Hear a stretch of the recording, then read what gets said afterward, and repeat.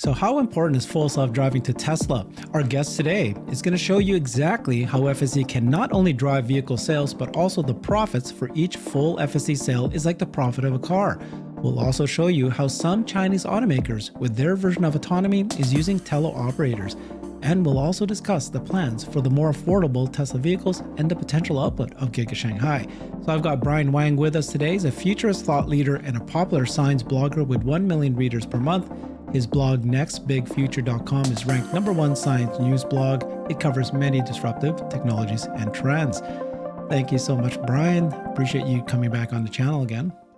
Great to join you, Herbert.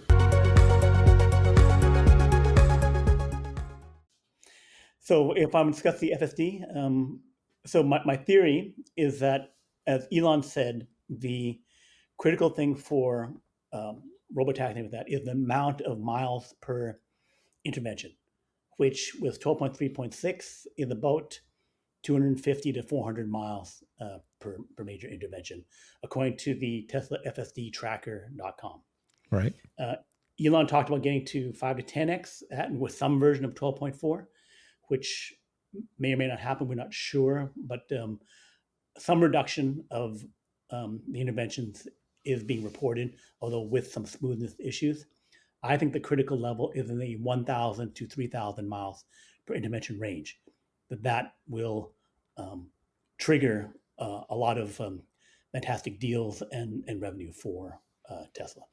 Okay, so your premise is that FSD is a lot bigger than most people are saying, and you think that the profit is about the same as a car. Can you explain that and break that down a little bit more? So the purchase price of FSD is about $8,000 if you want to buy it. And the profit on a car, Tesla Model 3 or Model Y, when you buy it for about $40,000 is about $8,000. Both of these numbers fluctuate slightly, but basically they're equivalent. If you were to get a subscription, $200 per month or $100 per month, then you would get the profit over 4 to 8 years. But basically, that's how I get to the profit from FSD versus a car. So how big of a deal is this, and when do you think it might happen? Like, do we need to wait until China starts rolling it out because there's no FSD there, or just the U.S. alone is significant and can make the stock rise, or what's your estimates? So I think that the wow, it's amazing, I got to have it level is when you get to this, 5 to 10x better. Because if you go from a teenage first-time driver, accident rate and problem rate of crashes to an average driver, experienced driver for 10 years, it's about 3x. So basically, if you go from 300 miles per intervention to 1,000 miles, the rough difference is I went from a teenage driver, first-time driver, I'm feeling nervous and crappy, to it's a regular driver. And then if you go to 3 times better than that, it's like a professional chauffeur, I feel really great. So that 10x move from the bottom of the human to the top of the human is basically where now I'm willing to pay for a chauffeur. I'm willing to pay for a good taxi driver. I don't want to pay for a teenage driver. So I think that's the feeling of difference that you would get, and why the adoption rate would go from 3 to 10% up to 30%, right? So that would be a huge number, because 2 million cars, if I sell 20% more, that's 600,000 sales of profit, FSD in China or in the United States. They both have roughly the same number of cars. US already has 400,000 purchases. So the non-FSD potential market to address is roughly equivalent to China being a fresh market without FSD. Wow. Okay, so it's a big deal. Yeah. Yeah. And I think it's a big deal, and it's basically when you get that adoption rate. Like if they say, okay, we get 5% adoption rate in the meeting on the 23rd, right, which is the quarterly meeting, right? That would mean that probably off new car sales, but you're also trying to resell the old ones where you gave them a 1 month free trial, right? So the potential of a 5% adoption across old and new cars would be about 30,000 for a million to 60,000. So it would be significant. It'd be like potentially 60,000 cars if they all purchased it. And in China, if that happens, where, okay, now we're in, and then we get a sudden surge of, okay, not only do we come in, but we don't start off trying version 10 or version 11. We're going to try 12.4.4 or 12.5, whereas the really better one, the only experience will be a really great FSD. So then I think a 10-20% adoption rate in China could be possible Yeah. over the next 6 months. Okay, that's what I was going to ask you, your time frame. So you're pretty bullish, right? You're thinking that this is going to be, once they get to a certain level, more people will buy FSD, but also they'll buy all the cars. They'll start buying more. What's your percentage of new car sales will happen? Did you mention that? Right. So one of the things would be that if we get to this, 2,000 miles with Yeah, 12.5, right? Let's say that happens in September, right? yeah, I expect in August or September, October, that they would then announce, here's a licensing deal with the top robotaxi companies and ride-hailing companies in China. So that is Apollo Go, which is a Baidu company. We already have a deal for hypermapping, and it's AutoX, WeRide, and then Didi is also there. So Didi is Tesla's Uber.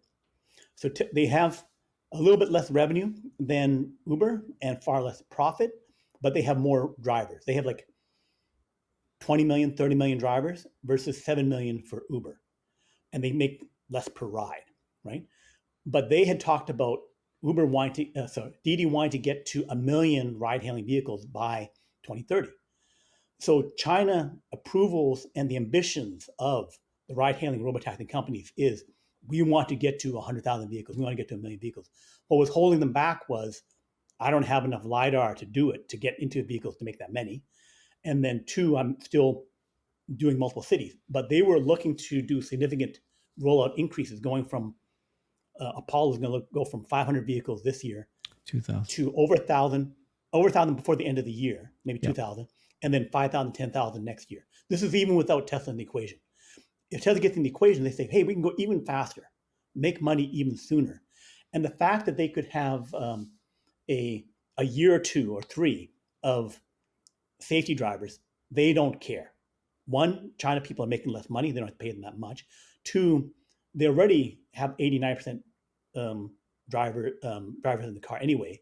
So they're in this testing phase. And the fact that they can go for a faster testing phase is big. And in terms of actual cars, if they want to get 100,000 cars in Q1, the only way they can do it is to buy Model 3 and Model Y in Shanghai. And so then Shanghai, which is under capacity, goes from 900,000 to like 1 million to 1,000,001 in order to fulfill that demand. Okay, you pause for a second. So you're Sure. making some leaps here, and I just have to explain it to the audience and myself to understand exactly what you're saying.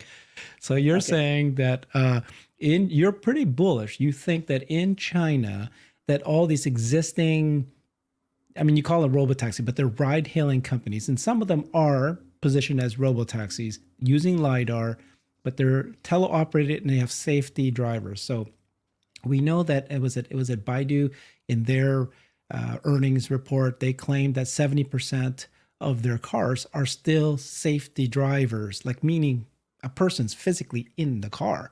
And you can hail the ride just like an Uber, but they're testing it. And then they're trying to reduce that. And then they're going to have teleoperators. I'm going to show what that teleoperators look like, because there's now, we now actually know what it looks like.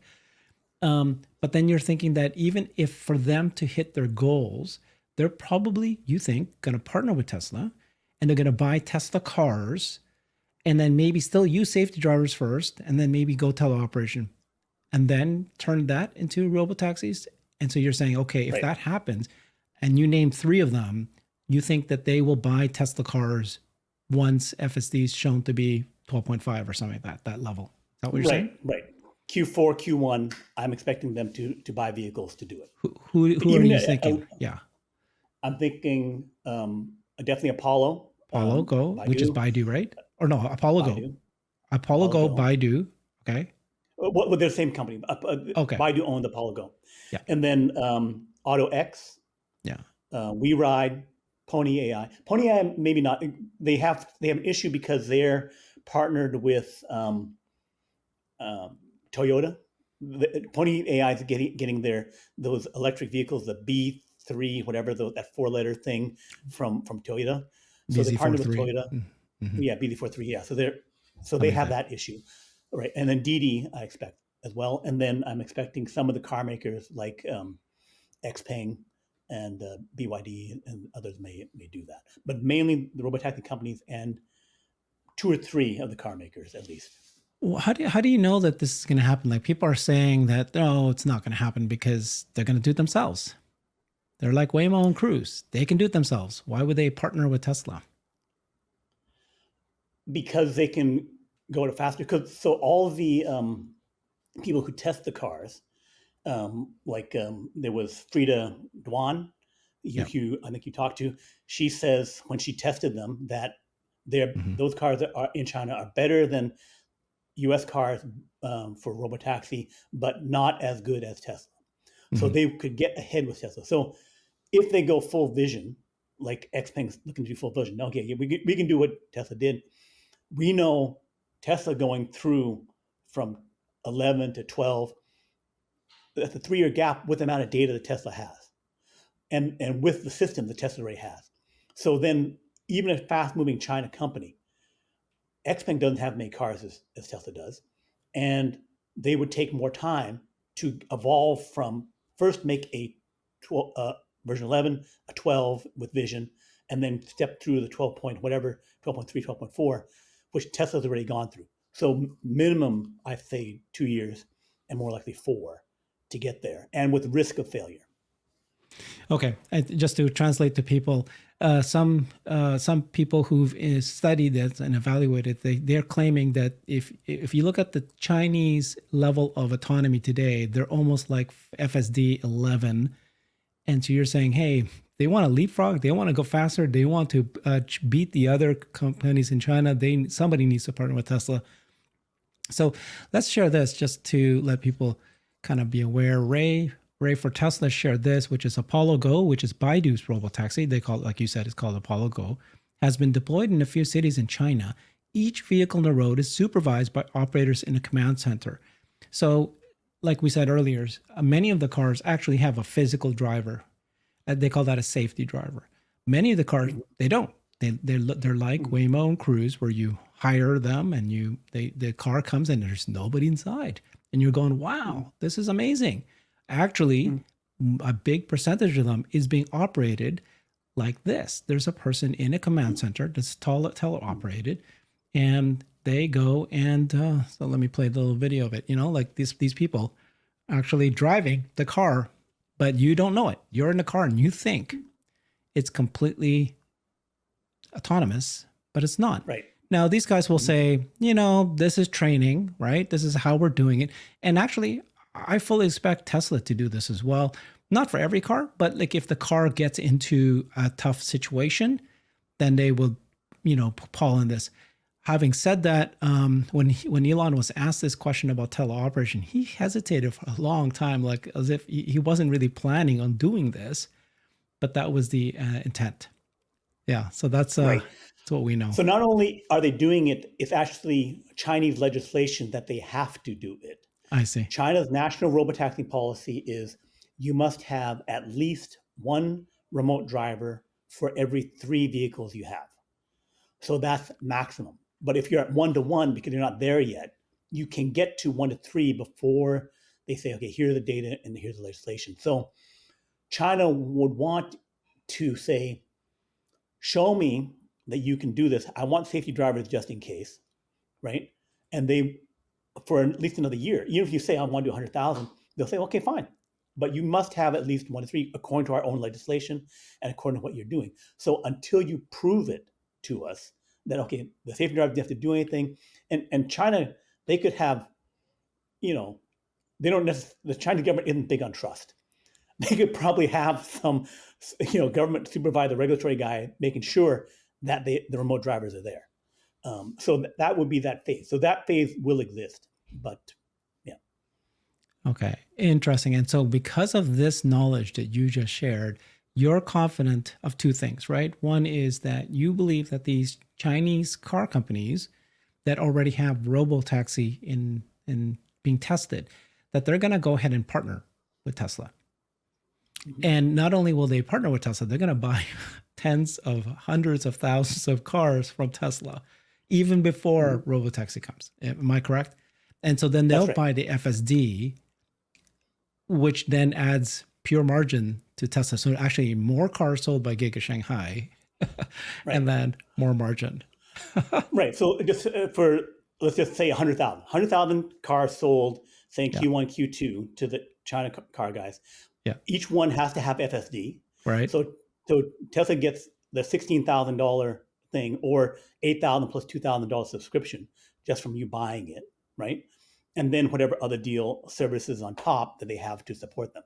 But they say, oh, Xiaoping, they can make their own cars. So even Tesla, how fast do we think they can roll out the 2.5 vehicle, right?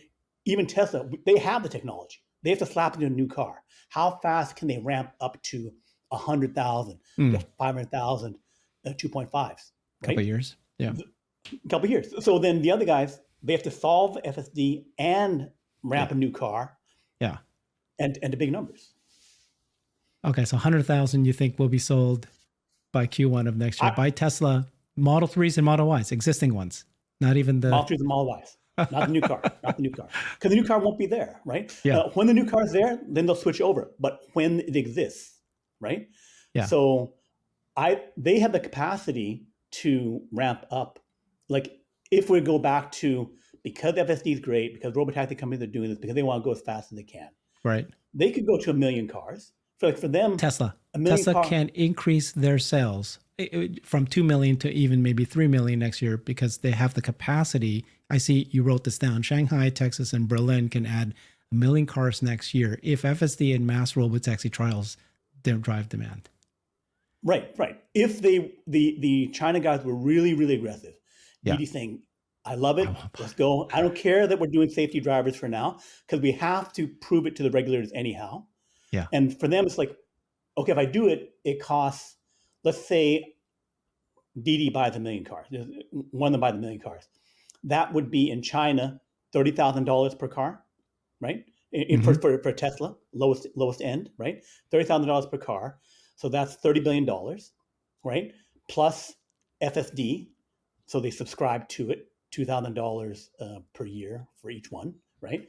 So then that's $36 billion? Was it $32 billion? No, $34 billion. $34 billion, right? That's, so they're already spending $2 billion a year on their own robotaxi stuff, or $3 billion, $40 million. If they were going to scale it up, it would cost them $50,000, $30,000 for their own vehicles. So whether they pay Tesla for a vehicle, and they got to pay NVIDIA on every one, because all of their LiDAR systems have NVIDIA Thor or Orin chips in it, right? So the actual cost is a wash to them. So long as it works, they don't give a crap. So that's my position. Interesting. So, okay. So these companies you mentioned are not automakers, right? Baidu, right? Pony AI. Right. They're robotaxi companies. They are like Waymo. They're like Waymo. They're not car manufacturers. And so in your mind, they're going to have to buy the car. They're going to have to buy either NVIDIA chips or Tesla chips. They don't care. They're going to buy the one that's faster, that's available sooner.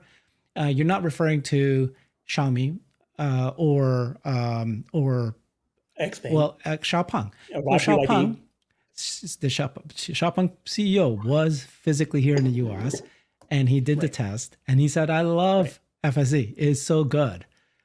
And then they announced that they're going to make their new in Q4, their new car is going to have vision only. They're not going to do LiDAR anymore. I interpret that to mean that they're setting it up to be able to partner with Tesla. I'm going to create a car that has, so that I can use my car, but it's vision, and maybe I can license Tesla's FSD. What's your thinking about those guys? The ones who are car makers.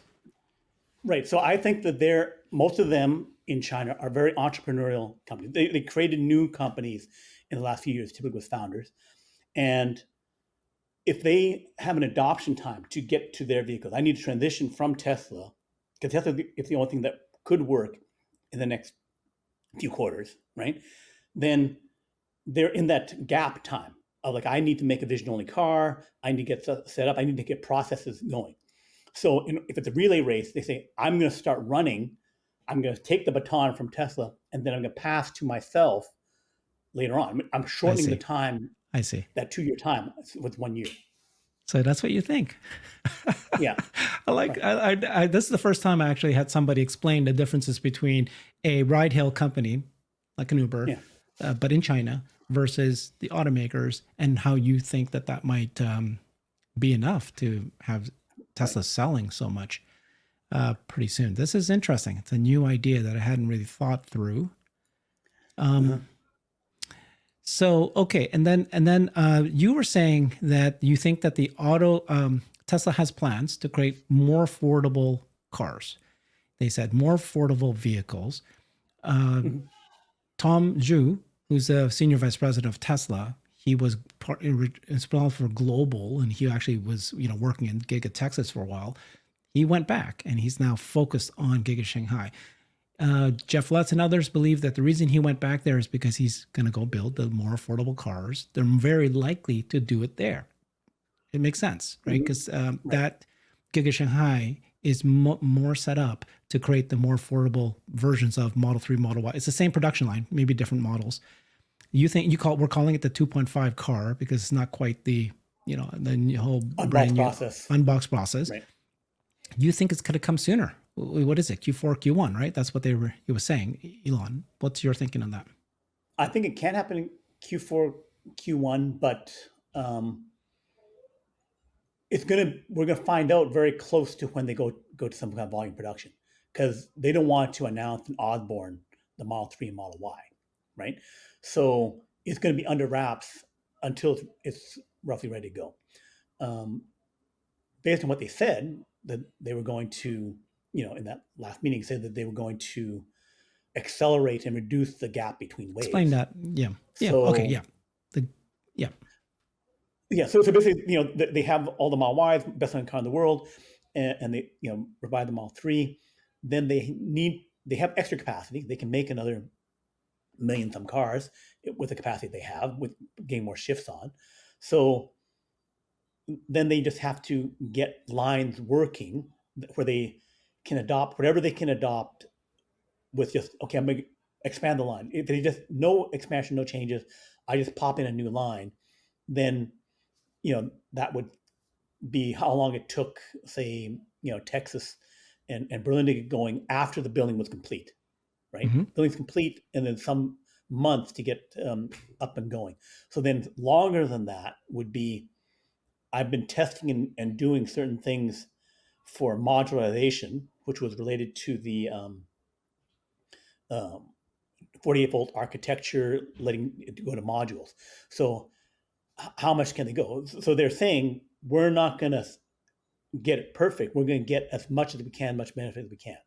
So that means it should be only a few months longer than a regular line, or even 2 months longer, 3 months longer than a regular line. If I was running that project, that would be the target I would try to achieve, which goes to Q1's latest. But I'm not sure if end of Q1 it would be my expectation when you get like significant cars out. Um, End of I Q1 think, next year. Because the yeah, reason why that matters is that you were just saying that Tesla, these car companies, these auto ride hail companies in China could buy the existing Model 3s today right. because it's fairly affordable. But boy, if you can come up with this more affordable car, that's the one that they might buy in bulk because that would be Right. set up. So Yeah. right. So let's say it costs $24,000. So then they could potentially save $7,000 per car, Mm-hmm. $5,000 per car. So Mm-hmm. they'd want to do that. But the first 100,000, if I save $7,000 per car, 100,000, $5 billion, $7 billion. It's not insignificant, but it's not. If I got that right, 100,000. Actually, 700. Is it 100,000? So 100 million. It's actually 100 million per thousand. So it'd be $700 million. So even not even $1 billion would be that savings.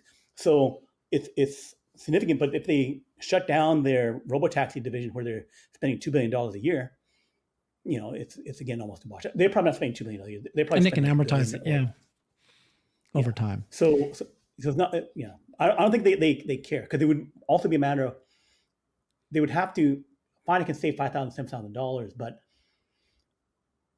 how much does it take to adapt FSD to a new configuration of a new car, right? There's delays in that where you wouldn't even know it's working right, just like versus one that's already proven. Proven 12.5, you have to get it going in Cybertruck, still not working there, right? Yeah. And entirely new vehicle. So there's teething pain next year getting the new vehicle up and working with FSD in a proper way. It's not like it's automatic. Okay, so you're very confident that a Chinese OEM, well, I guess we don't call them OEMs, but a Chinese ride-hail company is going to license this. When do you think it's going to happen? Yeah. And the reason I agree with you is that I think that at least one of them will, because it is such the way to describe what's happening in China. They call it as a bloodbath. The competition is so heavy. There's so many participants. You're gonna get one or two to guess, I want to be the first to partner with Tesla. And then as soon as you do, several will jump, because the very first one who says they do, they get up in the front of the line and they get the first service, and it's a race. Who can get the most out there, create the most the quickest service, get in the minds of the consumers that I'm first. It could make a huge deal. Yeah. So I do think that you'll have at least one, but you're pretty confident multiple will sign. When will they sign? The end of this year? So it depends. If we got like a 12.4 that was really good, that had 2,000 miles per dimension, I'd be more confident of the August 8th time. I think August 8th. Well, it's not August 8th, or may not be August 8th. You still think August 8th might happen on that day? I'm still thinking August 8th is going to happen on that day. The reason is that the Bloomberg article saying that they're not going to have it August 8th, they can delay to October for more prototypes. Prototypes don't mean a thing, right? Like, one, they can have a good day and say, here's what it is, here's the rendering, and then here's the parked car. I open up the curtains, here it is, it doesn't drive in. It's like no big deal, right? Because the question for them is, when do I make 100,000?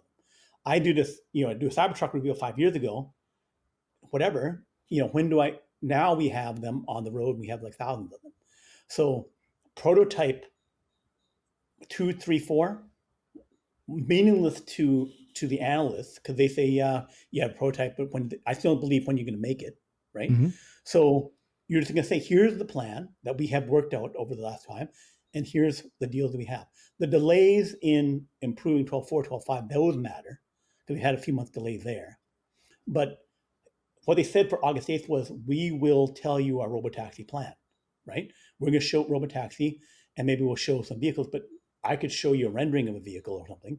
But I can't believe that they can't make a prototype. Right. Come on. They can make a prototype. But, when they say prototype, they don't mean prototype. When Tesla says prototype, they mean the car is locked, design locked and ready to go. And that's why if there's a little tweaks to that, this is actually good news. It's not just a prototype, right? Right. So, and there's no rule that says I can only have one event. Yeah. If they have something else to tell us, something else to show us October, November, they say, hey, we're going to have another event in October, November. Great. More parties, It's meaning, the entire reasoning of why to cancel an event makes no sense. Okay. Yeah, it's unconfirmed. We don't know what's going to happen. Interesting. Great conversation. Thank you, Brian. You always bring some new thinking that few people have thought about. This is great. I'm going to have this conversation with more people, see what they agree with what you've said.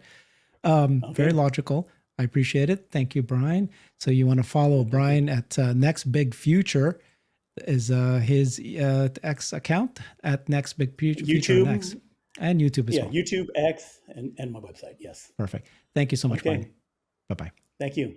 Bye. I've created a website that is the most comprehensive resource for the Tesla investor. Please check it out. Simply go to my website at herbertong.com.